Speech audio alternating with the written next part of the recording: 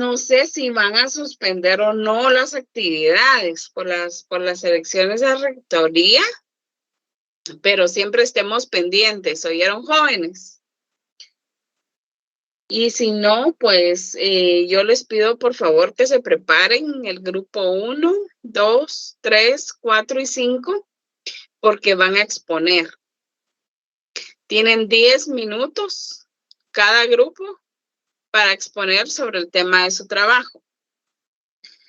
Luego, jóvenes, para el examen final, yo les voy a dejar un prontuario, pero no les voy a dejar muchos documentos. A lo mucho les voy a dejar 8 a 10 documentos para que ustedes los hagan a mano y luego me los lleguen a dejar a la universidad. Ahí sí, contralistado, contra asistencia, jóvenes. Ustedes entregándome su prontuario, me firman la asistencia y yo de una vez les califico. Para esa vez va a estar la licenciada Alejandrita y otro abogado más apoyándome para que conforme vayan llegando, vayan saliendo rápido. Les cuento. El año pasado, algunos que lo dejaron hasta último momento hicieron 3 horas de cola. Lamentablemente estaba lloviendo y les tocó estarse ahí parados un montón. Pero esta vez espero no sea así. Voy a ver si dejo 2 días consecutivos para recepción de sus trabajos, digamos un martes y un miércoles, por ejemplo, se podría decir. Y así, si pueden ir a dejarlo martes y si no miércoles, pues ni modo, les tocará hacer su cola. Y no es de 1 o 2 horas, por experiencia. Hay jóvenes que todo lo dejan hasta el final y les ha tocado hacer 3 horas de cola parados ahí, pero igual. Por eso les digo, si lo pueden entregar antes, mejor, jóvenes. Así se evitan esa cola incómoda para entregar su trabajo. Muy bien. Quiero comentarles que ya el día de hoy, para yo no atrasarme, voy a empezar a subir zonas. Y así ustedes tengan ya para el examen ya su zona y el examen les va a dar 30 puntos más 10 de zona porque son dos parcial, vale 40 puntos. Entonces, más 10 de zona que les voy a dar, les serían 40, ¿verdad? Pero algunos que van a sacar menos porque por el tipo de trabajo que han entregado, no ameritan los 10, les aclaro. Entonces, sí, debemos de dedicarnos bien a todo lo que se nos deje. Sí, dígame. ¿Qué número de grupos son los que no tienen el puntaje? Ahorita no le puedo decir porque solo revisé así en general. No le puedo decir qué grupo es. ¿Verdad? Ok, gracias. Pero cada uno de ustedes sabe qué tanto se dedicó a hacer su trabajo. Muy bien. Quiero comentarles, Javier Godoy fue el que habló ahorita, ¿verdad? Se ganó un premio el día de ayer. Ah, sí, el día de ayer. Ahí llegó cosas, se ganó un premio y también otros estudiantes se ganaron algunos premios y pasaron ahí una mañana agradable. Gracias por asistir. Y los que no, pues en otra oportunidad será. Acuérdense que esta carrera es de licenciatura en Ciencias Jurídicas y Sociales. Así que deben de compartir en diferentes actividades y todo, porque de esto también se trata la carrera. De igual manera, yo no sé a quién vayan a apoyar, es libre albedrío, es a quien usted mejor considere, pero debe de ir a ejercer su derecho al voto el día 23. Está en todo su derecho, ¿verdad? Muy bien, el día de hoy, para que ustedes ya descansen un poquito, vamos a ver lo que es la disposición y gravamen de bienes de menores incapaces y ausentes. Hoy no les voy a dejar que practiquen, pero así les voy a explicar un poco este tema. Y en la próxima clase, si es el miércoles, si no suspenden clases el miércoles, pues el miércoles se me preparan los primeros 5 grupos. Y si no, sería hasta el próximo lunes. ¿Estamos de acuerdo? Muy bien. Referente a la disposición y gravamen de bienes de menores incapaces o ausentes, este tema es muy importante. Cabe recalcar que no se pueden disponer de gravamen de bienes de menores incapaces o ausentes sin que previamente se hayan seguido y declarado con lugar las diligencias conocidas como de utilidad y necesidad. A quien le tocó investigar este tema ya saben perfectamente qué es la utilidad y qué es la necesidad. Yo no sé si alguien tiene ahí su Código Civil para que me lea el artículo 8, por favor.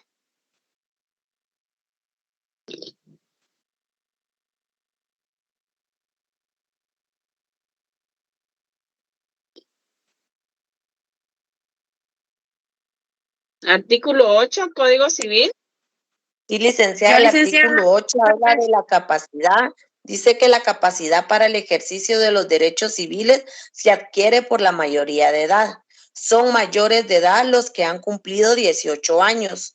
Los menores que han cumplido 14 años son capaces para algunos actos determinados por la ley.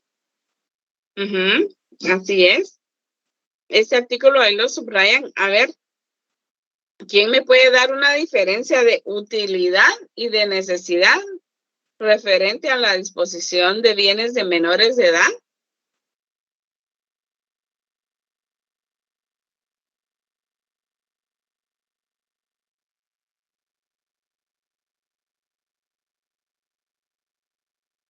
¿No hay nadie del grupo que trabajó esto? Bueno, vamos a seguir. Según el artículo que leyeron, antes de llegar a la mayoría de edad, es en el ejercicio de la patria potestad que se les representa. La patria potestad comprende el derecho de representar legalmente al menor o incapaz en todos los actos de su vida civil. A eso también se refiere la administración de sus bienes y aprovechar sus servicios atendiendo a su edad y condición. Por ejemplo, en el matrimonio y en la unión de hecho se ejerce sobre los hijos menores, conjuntamente por el padre y la madre. Para los que ya tienen hijos, me comprenderán.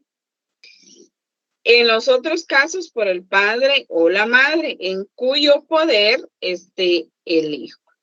Los hijos mayores de edad permanecerán bajo la patria potestad solamente que hayan sido declarados en estado de interdicción. Y para esto léanme el artículo 252 del Código Civil, por favor.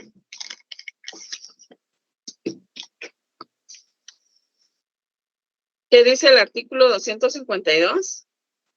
En el matrimonio, la patria potestad se ejerce sobre los hijos menores conjuntamente por el padre y la madre en el matrimonio y en la unión de hecho, y por el padre o la madre en cuyo poder esté el hijo en cualquier otro caso.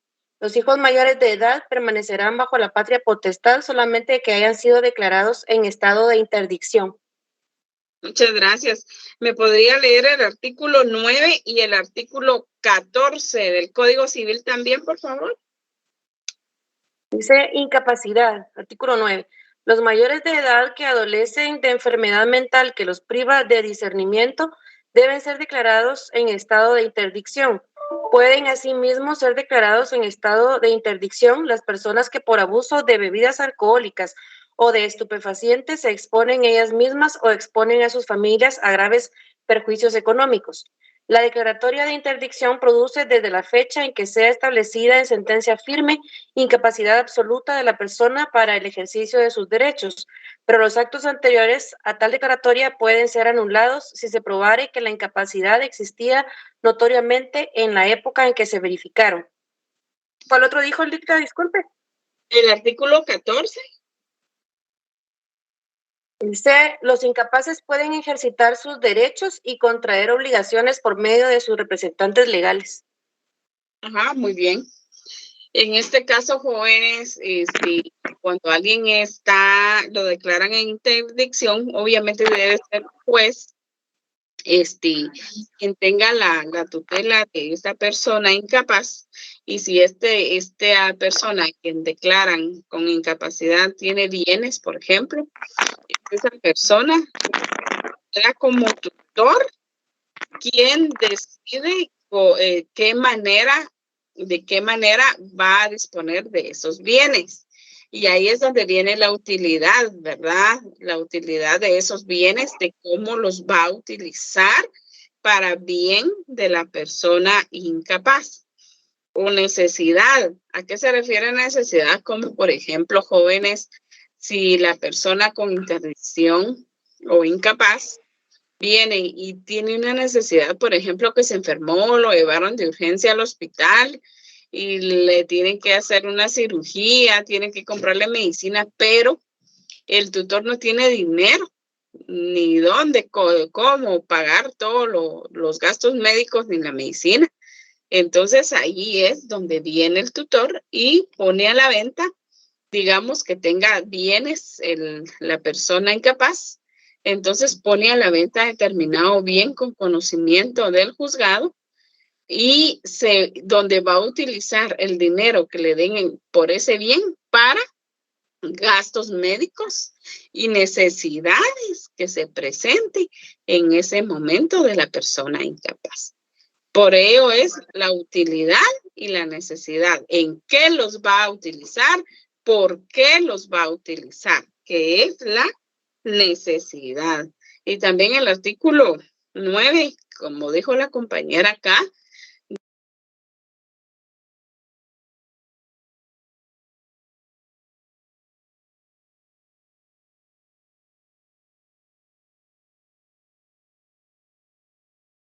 Lick, su micrófono. Que se quedó sin audio. ay, disculpen, no sé, bueno, perdonen, no sé, les estaba explicando el artículo 9, ¿verdad? De que cuando una persona es alcohólica, no llega a su casa, pasa días tomando, pierde hasta el sentido, el conocimiento, entonces también pueden ser declarados en estado de interdicción las personas que por abuso de estas bebidas se exponen ellas mismas o es más, hasta exponen a sus familias, ¿verdad? Que ya no están en sus 5 sentidos y llegan, le pegan a la esposa, le pegan a sus hijos, o como ha pasado en otros casos, según las noticias, donde por estar ebrio o por estar drogadicto o qué sé yo, hasta han asesinado a sus parientes. Entonces, se pueden declarar en estado de interdicción, ¿verdad? Para eso el Código Civil nos da el aval, sí, su fundamento legal en estos artículos. Ahora bien, por los ausentes, como lo estudiamos o como lo dijimos anteriormente, es en principio el defensor judicial y en definitiva el guardador es el que lo representa.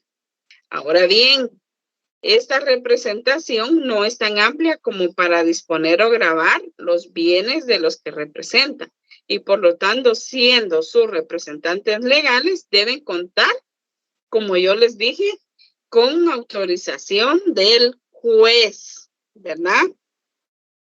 Ahora, ¿qué pasa con la situación legal de los menores de nuestro país, de los menores aquí en Guatemala?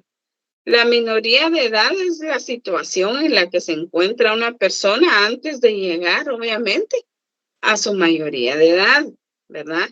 El asunto ha sido discutido por varios conocedores del derecho, por considerarse que la mayoría de edad no determina la madurez de una persona, ya que esta no siempre coincide con la edad, ¿verdad? No obstante, el menor es un elemento activo en las relaciones jurídicas. Pensemos en un momento cuando jóvenes, niños viajan solos, por ejemplo, y pagan sus pasajes, compran sus útiles escolares y muchos artículos para sí mismos.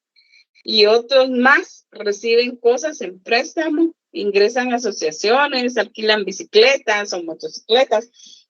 Hay niños emprendedores, ¿verdad? Yo creo que ustedes los han visto por ahí en la calle y disponen de los objetos de su propiedad, ¿verdad? Entonces, según Guillermo Canaveras, por ejemplo, afirma que el menor de edad es un incapaz jurídico absoluto en principio, pero atenuado por muchos preceptos legales, ¿sí? El menor es un elemento activo en las relaciones jurídicas y ahí es donde yo les decía, por ejemplo, que hay menores. Olvídense que trabajan hasta más que un mayor de edad, ¿verdad? Que alquilan bicicletías, que lustran zapatos en la calle, que venden chicles, que venden lotería, que venden esto. O sea, tratan la manera de ver cómo salen adelante, inclusive jóvenes. No sé si ustedes se han dado cuenta que hay historias donde los menores de edad se quedan solos sin sus padres y sacan adelante a sus menores hermanitos. Digamos, alguien que tenga 16 años, que también es menor, se pone a trabajar y para que no le falte comida a sus hermanitos de 5, de 8, de 10 añitos, pues él también, sí, es una persona útil, ¿verdad? En nuestro país se da eso. En Guatemala el menor de edad tiene aptitudes, porque eso es inevitable. Muchos niños tienen muchas aptitudes para algunos actos que las mismas leyes lo permiten. Incluso antes de noviembre de 2015, si no estoy mal, los menores tenían alguna aptitud y facultad para contraer matrimonio, pero luego esto fue reformado.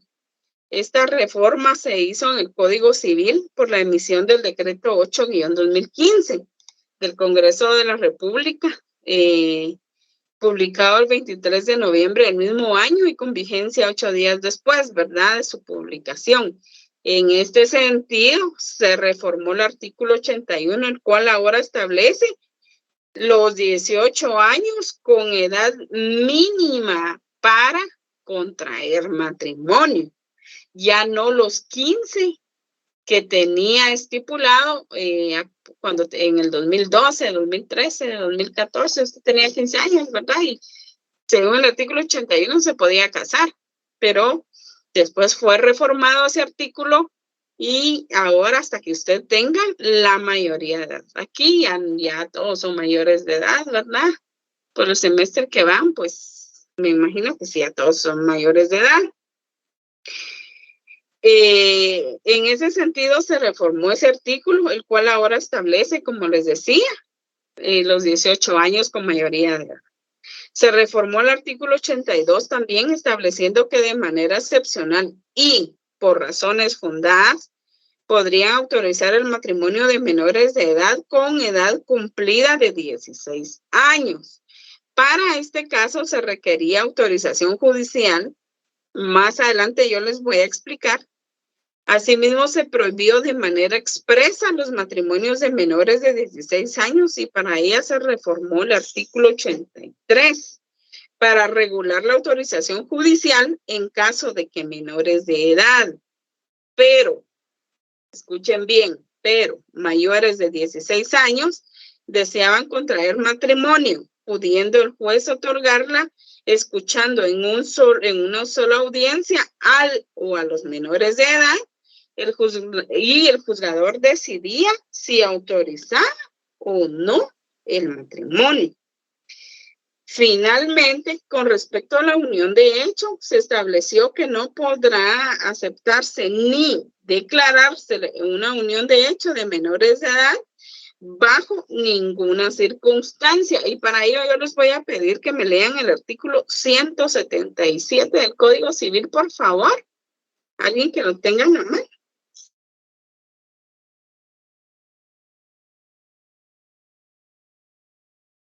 Artículo 177 del Código Civil. Unión de menores. No aceptarse ni declarar unión de hecho de menores de edad bajo ninguna circunstancia. Ajá. Entonces acá la ley es clara que la unión de hecho no se acepta en nuestro país bajo ninguna circunstancia a los que sean menores de edad, ¿sí? Solamente a los que tengan de 18 años en adelante. Para el caso de reconocimiento de hijos, por ejemplo, el varón menor no puede reconocer a un hijo sin el conocimiento de los que ejerzan sobre él la patria potestad o de la persona cuya tutela se encuentre o a falta de esta sin la autorización judicial. Y ustedes dirán, ¿y eso dónde se encuentra regulado? Pues en el artículo 217 del Código Civil. Este artículo no fue reformado. Asimismo, la mujer mayor de 14 años sí tiene capacidad civil necesaria para reconocer a sus hijos, sin necesidad de obtener el conocimiento a que se hace referencia en el artículo 217. Esto está contenido en el artículo 218, porque por si lo quieren anotar, 218 del Código Civil, que no fue reformado también. Y por si alguien me lo quiere leer, por favor.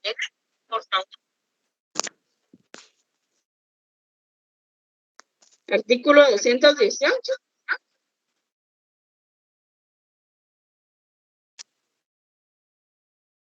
Siempre del Código Civil.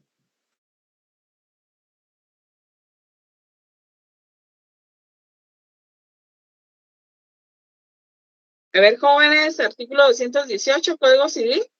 Artículo 218. La mujer mayor de 14 años, si tiene de capacidad civil necesaria para reconocer a sus hijos sin necesidad de obtener el consentimiento a que se refiere el artículo anterior. Sí, pues. Muchas gracias. Ahí está claro, jóvenes. Entonces, por favor, también lo subrayan. Si más adelante a ustedes llegan a su oficina, ¿sí? Y le piden asesoría referente a si una señorita, una mujer a sus 14 años tiene a su bebé y le dice, mire, ella puede irlo a reconocer, ¿usted qué le diría? Sí, según el artículo 218, sí puede ir a reconocer a su hijo.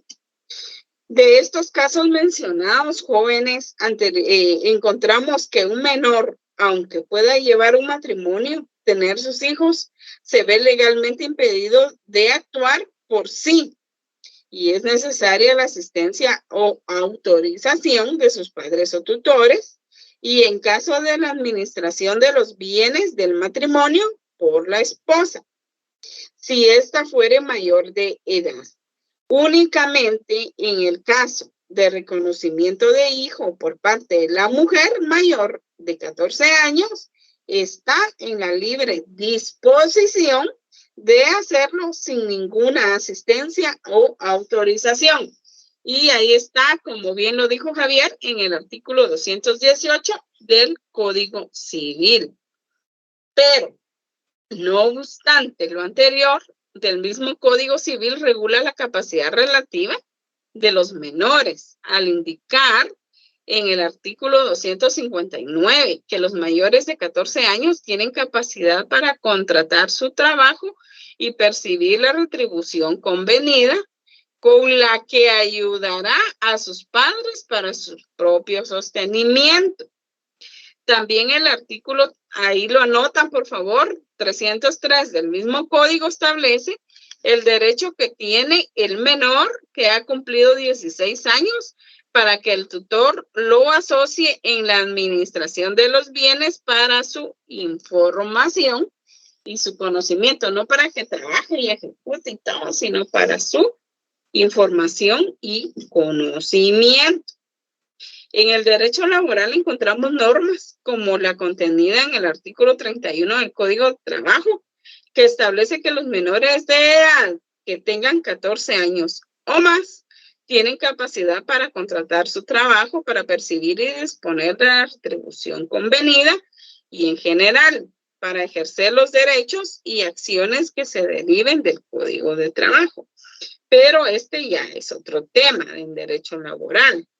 Asimismo, se establece además que los menores de 14 años necesitan autorización. ¿De dónde, jóvenes? De la Inspección General de Trabajo, para permitirles en casos muy calificados, donde vean que sí hay mucha necesidad, para que puedan trabajar. Y esto ustedes lo pueden ver en el artículo 150 del Código de Trabajo. Y ya por último, en el artículo 212 del mismo código, se establece que todo trabajador que tenga 14 años o más puede ingresar a un sindicato, pero no puede ser miembro del comité ejecutivo y consejo consultivo. Pero también, por otro lado, el Código Procesal Civil y Mercantil y el Código Procesal Penal establecen la aptitud de los menores para ser testigos en los procesos cuando son mayores de 16 años. Por ejemplo, en los juzgados de menores. Yo trabajé hace unos años en los juzgados de niñez y adolescencia en conflicto con la ley penal. Y ahí llegaban los menores a rendir sus declaraciones y sí, el juzgador se las tomaba muy en cuenta. Acá, en el derecho mercantil, el Código de Comercio también establece con respecto a la sociedad de menores. Los menores incapaces solo podrán sus representantes constituir sociedad. Los representantes legales de menores pueden adquirir sus representados acciones de sociedades anónimas o en comanditas, siempre que estén totalmente pagadas y se llenen los requisitos que la ley señala para la inversión de fondos de estos. Algunas otras leyes, como la de tránsito, por ejemplo, regulan con respecto a la licencia de conducir. ¿Verdad? Que para extenderse esta a los menores de edad, pero mayores de 16 años, además de la documentación del caso, el padre o en su defecto la madre o quien ejerza la patria potestad debe de firmar la solicitud. No sé ustedes a qué edad tuvieron su licencia de conducir, pero si la tuvieron antes de los 18 años, de seguro su mamá, su papá tuvieron que firmar, ¿sí? Es de ser responsables para que le diera su licencia de conducir, ¿verdad? Y esto no lo indica la ley. Asimismo, la ley de migración, al referirse a la expedición del pasaporte de menores de edad, establece como requisito que se cuente con el consentimiento de ambos padres o de quien ejerza sobre ellos la representación legal. El conocimiento puede darse mediante comparecencia personal ante la Dirección General de Migración o por escrito mediante declaración expresa con firma legalizada por notario. Si ustedes se dan cuenta, cuando quieren salir del país con un menor de edad, lo primero que tienen que hacer es que el padre les dé un poder, un mandato donde autoriza a la madre a que pueda gestionar el pasaporte y asimismo sacar del país al menor de edad, ¿verdad? Pero con ese poder. Referente a la autorización judicial, es frecuente que las legislaciones exijan para determinados actos en que se disponen o graban bienes de menores incapaces o ausentes, la autorización judicial como un paso previo para la actuación del notario. El espíritu de tales disposiciones es evitar que se lesionen los intereses de estos menores. Salvo lo contrario, como yo les explicaba a ustedes, salvo que se hubiese una utilidad, una necesidad donde se compruebe y se pueda disponer de los bienes de menores, entonces, pero para ello debe de pasar un proceso que se debe de cumplir, ¿verdad? De lo contrario, no se puede vender ningún bien de un menor de edad. El Código Civil español, así hablando de derecho comparado, con respecto a la enajenación de gravamen de bienes de menores, establece que el padre o la madre en su caso no podrán enajenar los bienes inmuebles del hijo en que le corresponde el usufructo o la administración, ni gravarlo, sino por causas justificadas. ¿Y cuáles son esas causas justificadas según el derecho comparado, igual que Guatemala, siendo la utilidad y la necesidad, ¿verdad? ¿Para qué y por qué? Referente a la utilidad y la necesidad, que esto es muy importante en este procedimiento, estas palabras suelen emplearse en muchos sentidos. Según Guillermo Canavelas, el diccionario de Derecho lo define como un provecho material, beneficio de cualquier índole o ventaja o interés, comunidad y una comodidad, ¿verdad? Mientras que necesidad, la falta de lo principal para la existencia. Por ejemplo, como yo les decía, la pobreza, la penuria, la miseria, la escasez, la falta de algo, grave riesgo que se requiere pronto y eficaz auxilio. Como yo les decía, que el menor de edad, por ejemplo, tuvo una intervención quirúrgica y no tienen cómo pagarlo, pues ahí es donde viene la necesidad y ya se puede disponer del bien del menor.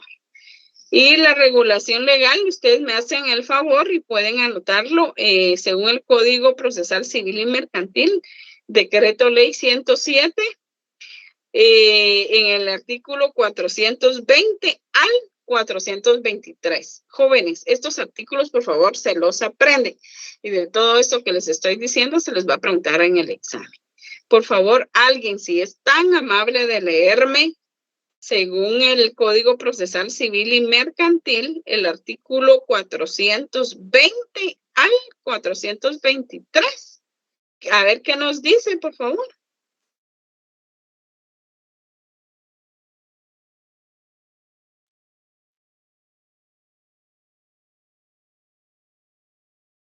Si son tan amables de leerme, 420 al 423, Código Procesal Civil y Mercantil. 420. Disposición y gravamen de bienes. Para enajenar o gravar bienes de menores, incapaces o ausentes, el que los tenga bajo su administración deberá obtener licencia judicial, probando plenamente que hay necesidad urgente o que resulte manifiesta utilidad del acto que se pretenda verificar. En caso de su representado, hay utilidad y necesidad en los contratos sobre bienes de menores, incapaces o ausentes. Primero, cuando los productos de los bienes inmuebles no alcancen para satisfacer créditos legítimos o para llenar necesidades precisas de alimentación del menor o incapaz. Segundo, cuando para conservar los bienes y sus productos no se puede encontrar otro medio que el de gravarlos. Y tercero, cuando se proporciona la redención de un gravamen mayor por otro menor. Artículo 421. Solicitud. El solicitante manifestará ante el juez respectivo, primero, el título con que administre los bienes, el cual deberá acreditar. Segundo, los motivos que le obligan a solicitar la licencia. Tercero, los medios de prueba para acreditar la utilidad y necesidad del contrato u obligación. Cuarto, las bases del contrato respectivo. Y quinto, los bienes que administra con designación de los que se propone enajenar o gravar. Artículo 422. Trámite. El juez, con intervención del Ministerio Público y del protutor, en su caso, mandará a recabar la prueba propuesta y practicará de oficio cuantas diligencias estime convenientes. En caso de que fuera necesaria la transacción de bienes, será practicada por un experto de nombramiento del juez. ¿Hasta ahí? ¿Ya digo el 423? Artículo 423, declaratoria de utilidad y necesidad. Recabada la prueba y oído el Ministerio Público, el juez dictará auto que deberá contener, primero, si son o no fundadas las oposiciones que se hubieran planteado. Segundo, la declaratoria de utilidad y necesidad en su caso. Tercero, la autorización para proceder a la venta o gravamen de los bienes, fijando las bases de la operación. Y cuarto, el nombramiento de notario y la determinación de los pasajes conducentes del expediente que deban incluirse en la escritura en la que comparecerá también el juez. Tratándose de la venta de bienes, el juez podrá disponer que se haga en pública subasta, fijando los términos de la misma. La declaratoria de utilidad y necesidad la hará el juez siempre bajo la responsabilidad de todos los que hubieran intervenido en las diligencias. Muchas gracias. Bueno, a servirle, licenciada. Sí, muchas gracias. Miren, estos artículos son bases, son claves, son importantísimos para que ustedes los subrayen y los vuelvan a leer referente a este tema de bienes de menores de edad. Referente a la procedencia de estos bienes, para enajenar o gravar bienes de menores incapaces o ausentes, el que los tenga bajo su administración deberá obtener licencia judicial, probando plenamente que hay necesidad urgente, como bien decía acá Jennifer, ¿verdad? Que debe probar esa necesidad urgente o que se resulte manifiesta utilidad en el acto que se pretende verificar en favor de su representante. Hay utilidad y necesidad en los contratos sobre bienes de menores incapaces o ausentes. Cuando los productos de los bienes inmuebles no alcancen para satisfacer créditos legítimos para llenar necesidades precisas de alimentación del menor o incapaz. Cuando para conservar los bienes y sus productos no se puedan gravarlos. Y cuando se proceda a la rendición de un gravamen mayor por otro medio. Referente a la solicitud del juez, ¿qué es lo que se debe de realizar? Si ustedes van a solicitar esta situación, deben de manifestar el título con que administran los bienes, el cual deberá acreditarse, ¿verdad? El bien del menor. Los motivos que le obligan a solicitar la licencia, ¿verdad? Los medios de prueba para acreditar la utilidad y necesidad del contrato a obligación, las bases del contrato respectivo y los bienes que administra con designación de los que se propone enajenarse o gravar. ¿Y cuál es el trámite judicial? Pues en este sentido, el juez con intervención de la PGN y el protutor en su caso mandará recabar la prueba propuesta y practicará de oficio cuantas diligencias se estimen convenientes. En este caso, que fuere necesaria la tasación de bienes, será practicada por un experto de nombre. Y obviamente ese experto lo va a nombrar el juez, ¿sí? Referente a la declaratoria, recabada toda esa prueba y oída la PGN, el juez dictará auto que deberá contener lo siguiente. Primero, si son o no fundadas las oposiciones que se hubiere planteado. Y si la declaratoria de utilidad y necesidad en su caso fuera la autorización para proceder a la venta o gravamen de esos bienes, fijando las bases de la operación. Y por último, el nombramiento del notario y la determinación de los pasajes conducentes del expediente que deban incluirse en la escritura, en la que comparecerá también el juez que esté dictaminando esa orden, esa declaratoria, donde sí se puede vender ese bien. ¿Y cuál es el trámite ante notario? Según el decreto 54-77 del Congreso de la República, que contiene la ley reguladora de tramitación notarial de asuntos de jurisdicción voluntaria, trae regulado el trámite notarial en los mismos términos que el judicial.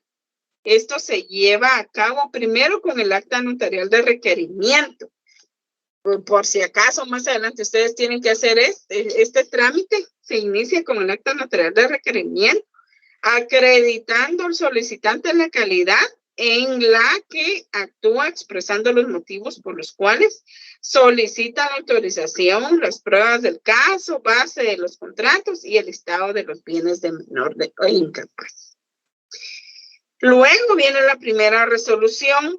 En esta se tiene por iniciadas las diligencias, por presentados los documentos que les fueran aportados y ordenan las diligencias con el objeto de que quede suficiente probada la utilidad y necesidad. Luego viene la notificación al protutor o representante del menor en su caso. Y luego recibe la prueba propuesta si es testimonial o bien actas notariales. Luego viene la práctica de oficio, cuánta diligencia se considera necesario. Si es referente al menor de edad y para comprobar que sí, que el menor lo necesita, hasta deben de ir hasta el hospital donde lo intervinieron quirúrgicamente y pedir dictamen pericial del médico que intervino en la cirugía. Bueno, con todas esas pruebas, entonces ya viene la evaluación del bien del cual se dispondrá o grabará por un evaluador autorizado en la República. No puede ser por cualquiera. Tiene que ser autorizado por la República o de Guatemala. Asimismo, por ejemplo, más adelante vamos a ver, por ejemplo, cuando viene un documento en otro idioma, ¿sí? En inglés, en francés, entonces el traductor debe ser autorizado por el Ministerio de Educación. No solo porque sabe el idioma lo da a traducir, sino que debe ser autorizado. Y luego se da audiencia en la PGM y luego se dicta el auto de resolución final. Una vez recibida la prueba, el notario puede dictar la resolución bajo su más estricta responsabilidad, la cual deberá llenar lo siguiente. Son requisitos importantes. Si de repente a su oficina llega uno de estos trámites, acuérdense de esto. Ustedes deben de declarar la utilidad y necesidad en su caso, la autorización para proceder a la venta gravamen de los bienes, fijando la base de la operación y nombramiento del notario y la determinación de los pasajes conducentes del expediente que deban incluirse en la escritura. El otorgamiento de la escritura pública correspondiente, la remisión del expediente, ¿a dónde? Ya cuando se termina, al Archivo General de Protocolos. Eso ustedes ya lo saben. Es importante aclarar también que en la forma en que quedó aprobada la ley, el notario, bajo su responsabilidad, puede dictar la resolución final. La parte final del artículo 13 del decreto 5477 resulta un poco contradictoria, ya que obliga al notario, una vez dictada el auto, remitir el expediente para los efectos de lo prescrito en el artículo 423 del Código Procesal Civil. Esta contradicción resultó debido a que el proyecto de ley establecía que quien deba dictar el auto era necesariamente el juez y el notario solo documentaba el expediente, dándole categoría mixta, pero al aprobar la ley, los legisladores le dieron la facultad al notario, ¿sí? Pero no aclararon con qué objeto debían remitirse el expediente, posiblemente con efectos de homologación, pero tampoco suprimieron este último párrafo. Lo anterior ha dado confusión, ¿verdad? Según el artículo 13, ¿qué nos dice? Remisión del expediente. El artículo 13 nos dice, una vez recibida la prueba, el notario remitirá el expediente al tribunal competente para los efectos del artículo 423 del Código Procesal Civil y Mercantil. Y el notario adjuntará a la nota de envío un proyecto de resolución para la consideración del juez. O sea que aquí al final retiran, como dicen coloquialmente, la chibolita al juez, ¿verdad? Y entonces, ¿dónde queda el notario? Pero el proyecto de ley exigía que fuera el juez el que dictara la resolución final y solo permitía al notario presentar un proyecto de dicha resolución. En la tercera parte de este libro que yo les menciono, se incluyen proyectos de diligencias y luego viene todo lo que es el esquema de este asunto de tramitación notarial, que es la disposición y gravamen de bienes de menores incapaces o ausentes. Yo sé que a veces es muy difícil como que venir y aprendernos todo, porque sí, es algo que leyéndolo varias veces se nos queda, pero el trámite es el siguiente. Primero se hace el acta notarial. Segundo, la primera resolución. Tercero, la notificación al protutor o al representante del menor. Cuarto, reposición de pruebas testimoniales en actas notariales. Quinto, la práctica de otras pruebas. Sexto, la evaluación del bien, que es muy importante. Séptimo, audiencia a la PGN. Octavo, resolución o auto final. Noveno, otorgamiento de escritura pública e inscripción. Y décimo, remisión del expediente al Archivo General de Protocolos. Ese sería el trámite notarial. De todo ello que yo les expliqué más tarde, yo les voy a enviar un escáner para que lo tengan, quienes no tengan el libro también se puedan auxiliar con ello. Así que yo les deseo éxitos en su próxima clase, jóvenes, y estén pendientes de lo que les digan sus coordinadores. Yo voy a averiguar bien si tenemos clases el día miércoles por las elecciones a rector, y si sí tenemos, pues se preparan los primeros 5 grupos para exponer. Tienen 10 minutos cada uno. Y si no, pues entonces, si se suspenden las clases, pues ya no sería el día lunes que iniciamos. ¿De acuerdo, jóvenes? Gracias por su atención. Pasen feliz noche. La licenciada Alejandra ya les mandó el link de asistencia.